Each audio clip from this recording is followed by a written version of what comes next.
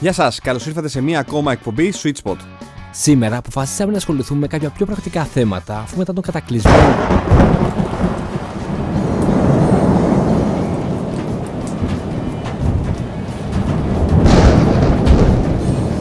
Από μηνύματα που δεχτήκαμε από εσάς, σήμερα θα συζητήσουμε για τις κάρτες ήχου.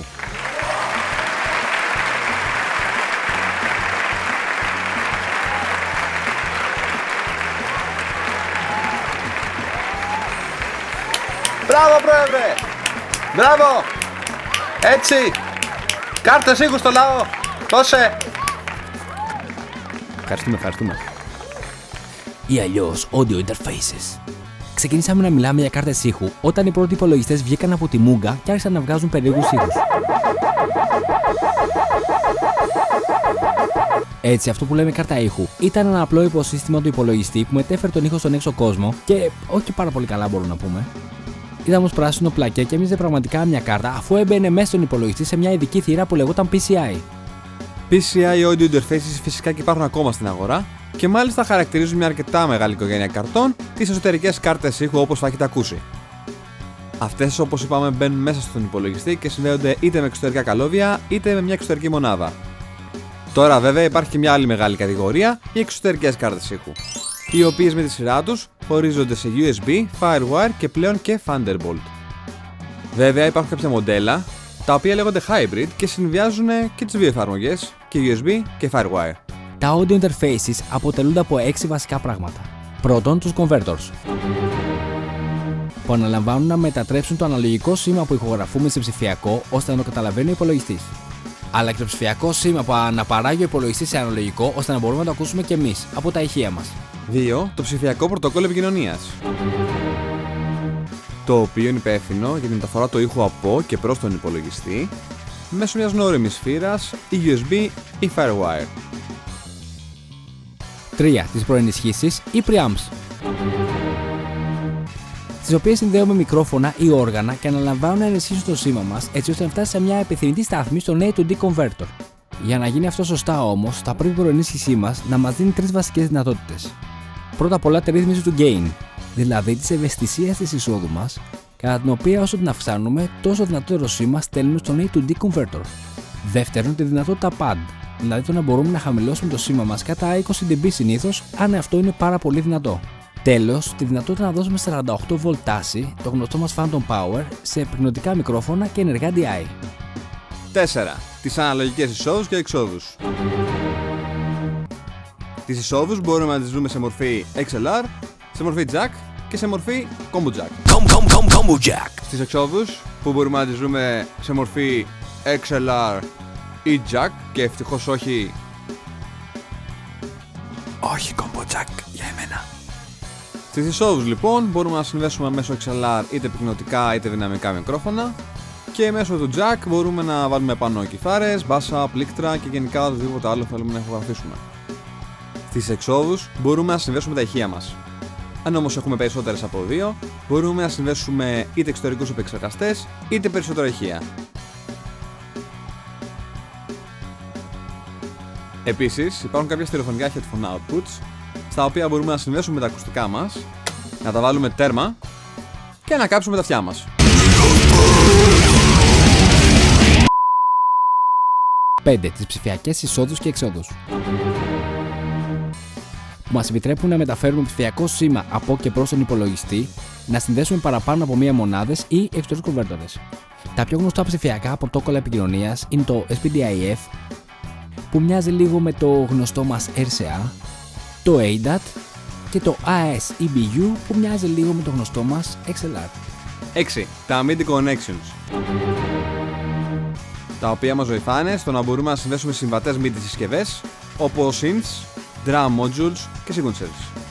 Να τονίσουμε ότι το MIDI πρωτόκολλο είναι μονόδρομο. Έτσι χρησιμοποιούμε ένα καλώδιο για να μεταφέρουμε το σήμα από τη συσκευή μας στην κάρτα ήχου και συνεπώς στην υπολογιστή και άλλο ένα καλώδιο για την αντίθετη διαδρομή, το out. Τέλος, μερικές κάρτες ήχου μας δίνουν ακόμα περισσότερες δυνατότητες, όπως DSP Processing για παράδειγμα, που μας επιτρέπει να χρησιμοποιήσουμε reverb, delay compression, real time και με μηδενική καθυστέρηση καθώς ηχογραφούμε. Μπορεί να έχουν insert return routing, κάτι που μας επιτρέπει να χρησιμοποιήσουμε εξωτερικούς επεξεργαστές που παρεμβάλλονται ανάμεσα στην προνήσιασή μας και τους converters. Ή τέλος, πιο advanced δυνατότητες monitoring όπως dim, talkback ή mute που μας δίνει καλύτερο έλεγχο πάνω στα ηχεία μας.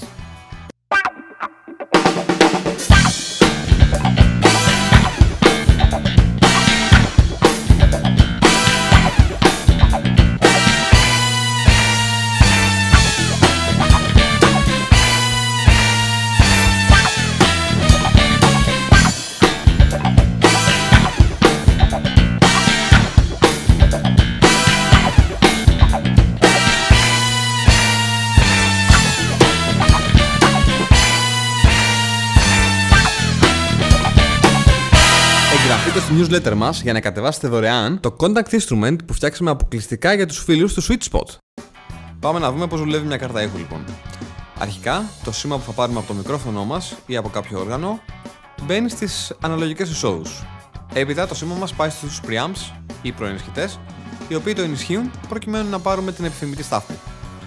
Από εκεί, το σήμα μπορεί να πάει είτε στο DSP, το οποίο κάνει ψηφιακή επεξεργασία σήματος, δηλαδή delay, reverb, compression και διάφορα άλλα πράγματα που μπορεί να έχει κάρτα ήχου μας, και από εκεί μπορεί να πάει με τη μία στο direct monitoring, το οποίο είναι άμεσο monitoring για τον καλλιτέχνη που ηχογραφεί εκείνη τη στιγμή. Ο άλλος δρόμος που μπορεί να πάρει το σήμα μας είναι από τα preamps στον A to D converter, analog to digital converter, το οποίο η δουλειά είναι να μετατρέψει τον ήχο από αναλογικό σε ψηφιακό. Έπειτα, από εκεί, το σήμα ταξιδεύει στο ψηφιακό πρωτόκολλο επικοινωνίας που μπορεί να είναι USB Firewire ή ακόμα και Thunderbolt, το οποίο αναλαμβάνει να μεταφέρει τα ψηφιακά δεδομένα πλέον στον υπολογιστή. Εκεί αναλαμβάνει πρωτεύον ρόλο το Interface Control Panel. Στην ουσία αυτό είναι ο πίνακας ελέγχου της κάρτας ήχου μας.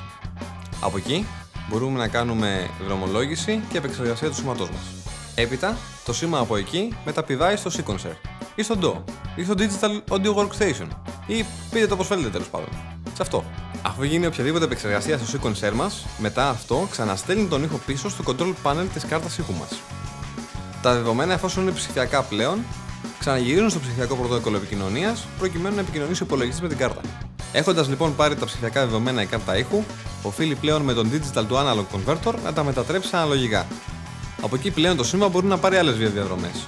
Είτε γνωστή μας διαδρομή στα ηχεία μας μέσω των analog outputs, ή μπορεί να πάει στα headphone outputs που, όπως είπαμε και νωρίτερα, μπορούμε να τα βάλουμε τέρμα και να κάψουμε τα αυτιά μας. Αυτό λοιπόν που βλέπετε είναι η απεικόνιση της ροής σήματος μιας κάρτας ήχου. Τώρα για περισσότερες πληροφορίες σχετικά με την κάρτα ήχου σας,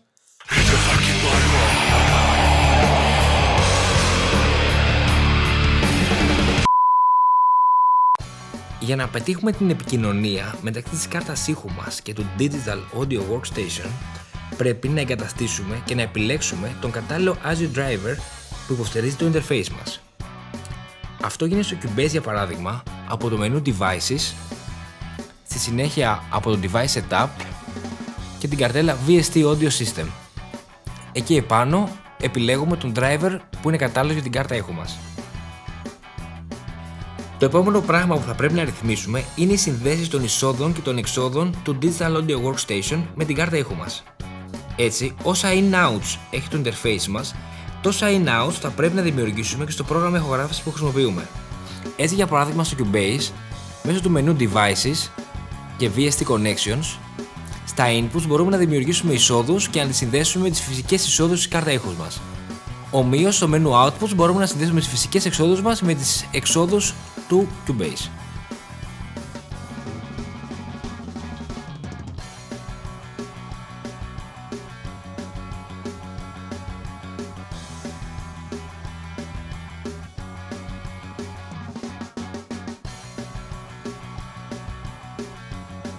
Μετά θα πρέπει να ρυθμίσουμε τον buffer size. Αυτός είναι ο τρόπος να ορίσουμε σε πόσο μεγάλα πακέτα θα στέλνει πληροφορίες στο interface στον υπολογιστή. Όσο μεγαλύτερα τα πακέτα, τόσο πιο αργά θα φτάνουν στον υπολογιστή μας, κάτι που θα μας δίνει υψηλότερο latency, αλλά μικρότερο βάρος στο CPU μας.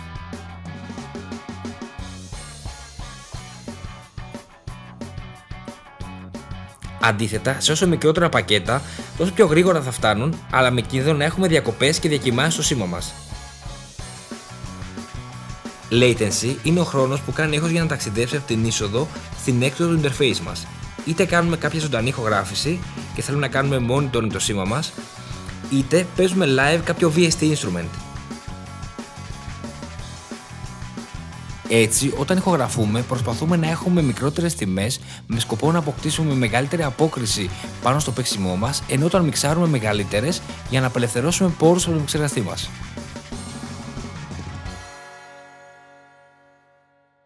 This month,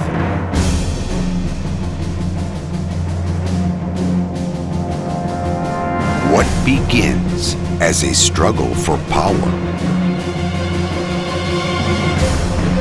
Who has the courage to confront his fate?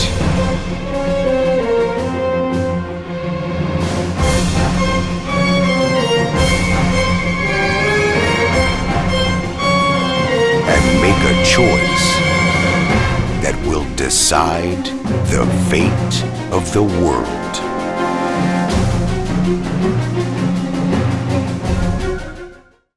Budget. Ό,τι πληρώνεις παίρνεις. Όπως όλα τα πράγματα. Οπότε. Να σου πω, έχεις να μου προτείνεις μια επαγγελματική κάρτα ήχου έτσι γύρω στα 30 ευρώ περίπου?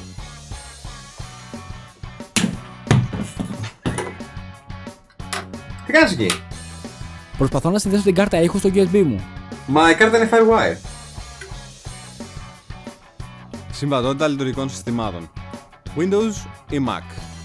Αιώνιος ο πόλεμος. Αιώνιο το ερώτημα. Βέβαια, εντάξει, αν έχεις κάτι από τα δύο, καλό θα ήταν να προτιμήσεις κάτι που θα παίζει πάνω σε αυτό. Επίσης, πρόσεξε τις κάρτες ήχου τις παλιές, οι οποίες έχουν παλιά drivers και μπορεί να μην παίζουν στα καινούργια Windows.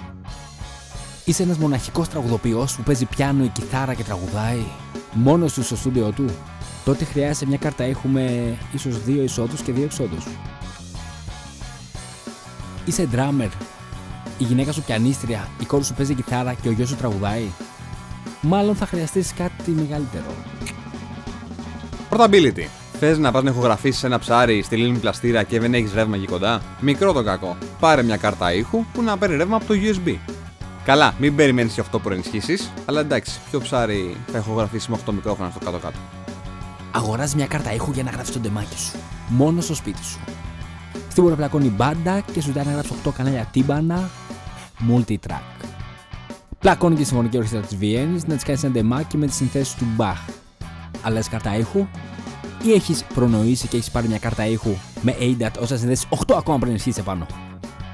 Sample rates. Μπορεί να θες να γράφεις πάρα πολύ ψηλά. 192.000. Δικό σου θέμα. Δικά σου για τα λεφτά που θα σκάσεις για να πάρεις την κάρτα που θα γράφει 192.000. Μετά η μούζα θα έρθει.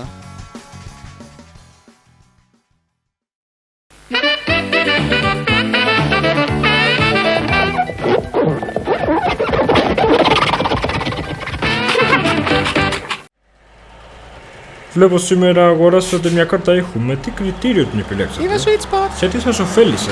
Μου άνοιξε τα μάτια. Και για πείτε μου, τι μουσικά όργανα παίζουν αυτά τα μούλικα που κάθονται εδώ πέρα? Τα πάντα. Είδαμε να γράφουμε τύμπανα και κιθάρα. Με μικρόφωνο στην καμπίνα και DI. Και φυσικά την υπέροχη φωνή Τι μου. είδους μουσική? Κυρίως Παντελή με επιρροές από Iron Maiden, Black Chew και Julio Iglesias. Κομπελιά, ρίξε μια ματιά εδώ πέρα. Έχω αρωματάκια, ρολογάκια, γυαλιά, λίγο άλλα αλφα ποιότητα σαν τα μπάρμπαρα. Τα κάνουμε τράβα με την κάρτα ήχου. Όχι, την κάρτα ήχου μου βέλο. Παίζει και ένα iPad 5 μέσα. Όχι, φέρε την κάρτα μου. Όπως είδαμε εδώ, η θίτσα εδώ πέρα είδε switch spot και δεν αλλάζει την κάρτα ήχου της με τίποτα. Το switch spot σε φέρνει κοντά στην κάρτα ήχου σου.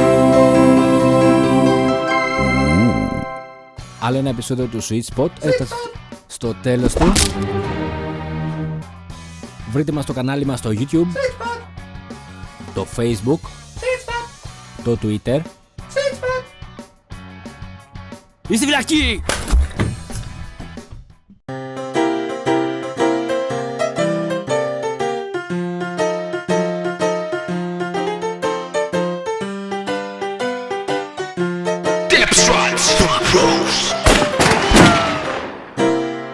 Γεια σας, είμαι το Μιντάρκερ και σήμερα θα σας διαφωτίσω με 3 marketing tip τα οποία ελπίζω να σας βοηθήσουν. Ευχαριστώ τα παλικάρια που με έχουν στην εκπομπή τους. Ωραία, πάμε!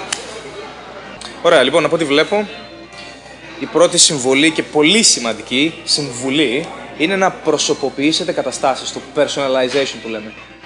Οτιδήποτε δημιουργείται έχει παραπάνω αξία, είναι το added value, όταν το προσωποποιήσετε για ένα συγκεκριμένο άτομο. Να σκεφτείτε ότι μιλάτε για ένα συγκεκριμένο άτομο και αν μπορείτε να βάλετε μέσα το όνομά του ή κάτι το οποίο δείχνει ότι αυτό που έχετε κάνει είναι μόνο για αυτόν, αποκλειστικά για αυτόν.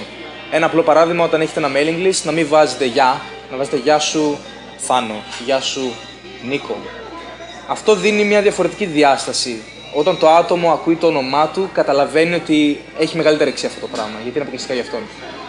Αυτό μπορεί να είναι, παραδείγματος χάρη, όταν κάνεις μια κιθάρα, να σκαλίσεις το όνομά σου πάνω. Αυτό είναι μια έμφυτη τάση. Επομένως, να σκεφτείτε, σε οτιδήποτε κάνετε είναι πολύ σημαντικό. Πώς μπορώ να το κάνω για τον άλλον, για αυτό το ένα το μοναδικό άτομο το οποίο μπορεί να με βλέπει αυτή τη στιγμή. Πώς μπορώ να προσωποποιήσω την κάθε εμπειρία, την κατάσταση, το προϊόν, τα πάντα που κάνω. Αυτή είναι η πρώτη συμβουλή και σκεφτείτε το. Πείτε μου στα σχόλια άμα έχετε κάτι να μου πείτε για αυτό το πράγμα. Λοιπόν, τελειώσαμε με το πρώτο, το οποίο ήταν αρκετά χρήσιμο για μένα, αλλά συνδέεται πάρα πολύ με το δεύτερο. Γιατί έχουμε να κάνουμε με ένα πολύ σημαντικό asset της μπάντας, τη λίστα, που όλοι τρέχουν να κάνουν μια λίστα. Η συμβουλή μου είναι, μην κάνεις λίστα, μην χτίσεις λίστα, χτίσε ένα brand. Ωραία, γιατί το brand, γιατί να χτίσουμε ένα brand. Το brand έχει μέσα ενέργεια, έχει μέσα σύμβολα, έχει μέσα χρώματα, έχει μέσα τις προσωπικότητες. Μια λίστα είναι απλώς μια λίστα με άτομα τα οποία ενδιαφέρονται για σένα. Άρα προσπάθησε να χτίσει ένα ολόκληρο brand αντί για απλώς μια ξαρακιανή λίστα. Και αυτό το brand μπορεί να βάλεις ένα μανιφέστο το οποίο θα δείχνει τι πρεσβεύεις. Μπορείς να συνδέσεις το brand σου με κάποια σύμβολα τα οποία έχουν pop σύμβολα, όπως τα ονομάζω, τα οποία έχουν ήδη υπάρχουσα αξία στον κόσμο και ο κόσμος τα αναγνωρίζει πιο εύκολα.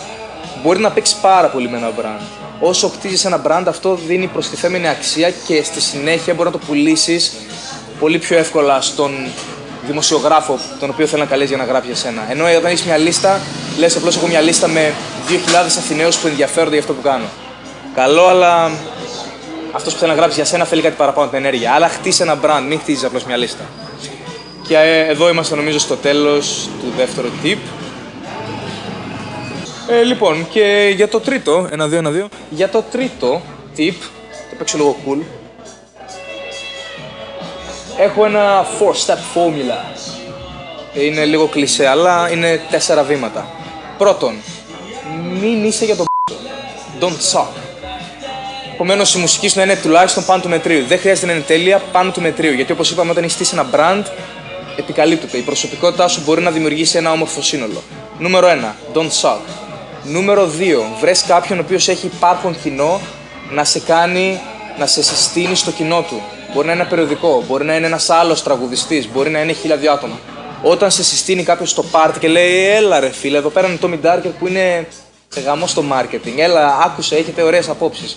Είναι πολύ πιο εύκολο από το όταν να πας εσύ ο ίδιος και να πεις «Γεια, είμαι ο Tommy Darker, υπεργαμάτε φίλε μου που θέλω να σε γνωρίσω, σε παρακαλώ βοήθαμε». Όχι, να σε συστήσει κάποιος άλλος. Άρα νούμερο 2 είναι αυτό. Το νούμερο 3, κάνε πολύ εύκολη τη διαδικασία από άγνωστος, αυτός που σε έχει συστήσει ο άλλος, το κοινό, από άγνωστος να γίνει φαν σου. Άρα αυτό που θέλεις, να κατεβάσεις το κομμάτι, να γραφείς τη λίστα, όλα αυτά, να είναι πολύ εύκολο για αυτούς, να μην χρειάζεται να μπουν σε 1.200 link. Άρα, σε συστήνει ο άλλος, είναι κατευθείαν εύκολο, θέλεις να του δώσεις ένα κομμάτι δωρεάν, το παίρνουν κατευθείαν. Zero fraction. Friction. Zero friction. Και αυτό είναι το τρίτο, ενώ στο τέταρτο ποιο είναι? Επανέλαβα όλα αυτά. Τηλέφωνο. Άρα, επαναλαμβάνουμε. 1. Don't suck. 2. Βρες κάποιον να συστήσει το κοινό του. 3. Κάτω πολύ εύκολο να μπει στον κόσμο σου ο άλλος. Και τέταρτον, επανέλαβε. Και εδώ φτάσαμε στο τέλος του τρίτου tip. Δώσω το καπελάκι. Ήμουν ο Tommy Darker, σε ευχαριστώ. Νομίζω ήταν 2 λεπτά σύνολο. Και τα λέμε μάλλον στο επόμενο επεισόδιο. Μάγκες. Αυτά. Και να μην ξεχάσω, αν είναι να προτείνω σήμερα ένα βιβλίο να διαβάσετε, είναι του David Byrne, How Music Works. Είναι λίγο χοντρό. Αλλά είστε διαβαστάρα παιδιά, έτσι. Διαβάζουμε. Cut.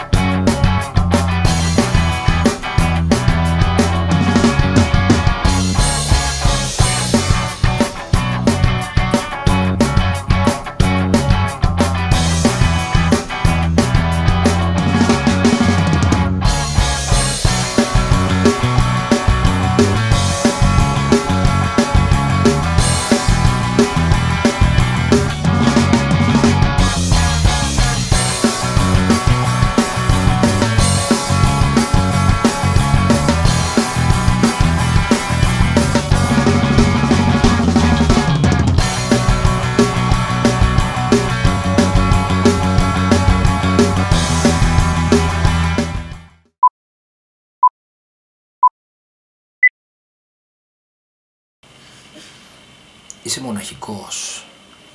Τραγουδάς, παίζεις κιθάρα. Συνήθως μόνος σου και αναζητείς κάρτα ηχού.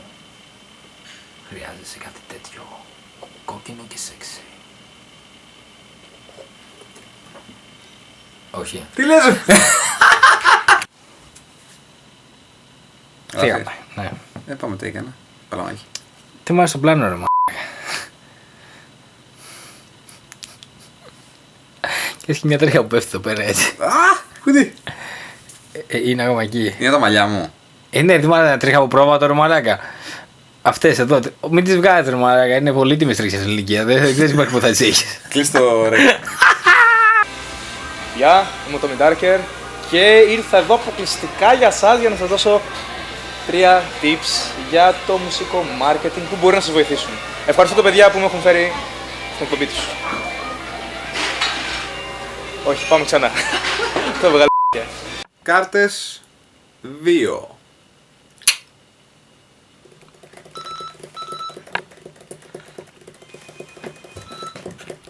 Take 3, παρτού. Έτσι, ουσιαστικά η κάρτα ήχου ήταν ένα απλό υποσύστημα του υπολογιστή που μετέφερε τον ήχο στον έξω κόσμο. Έκανε δηλαδή ένα απλά μέτριο DA converter. Τι απεντεστά, παρτού. Στις εξόδους μπορούμε να συνδέσουμε τα ηχεία μας ή αν έχουμε περισσότερες από 2 να στείλουμε σήματα σε εξωτερικούς επεξεργαστές ή σε ηχεία. Πάμε πάλι. Και αυτό και το κουμπί, το έγραφα. Λοιπόν, από ό,τι βλέπω, μία συμβουλή πολύ δυνατή που την κάνω, την ακολουθώ συνέχεια, είναι να προσωποποιήσετε καταστάσεις. Αυτό Budget. Ψηλέ, άμα δεν το σηκώνει η τσέπη σου, μην πας κανένα με τριχάλο, τον ή***ες. Όχι εντάξει. Το παράγα.